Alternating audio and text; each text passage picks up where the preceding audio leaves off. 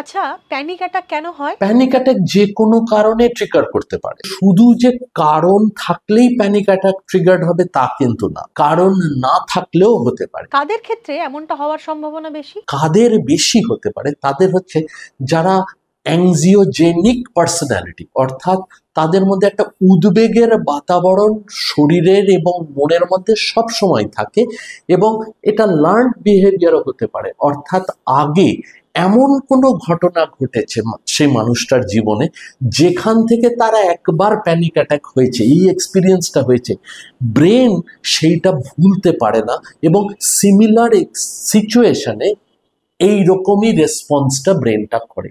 সুতরাং এটাকে বলে বিহেভিয়ার ম্যানিফেস্টেশন অফ অ্যাংজাইটি।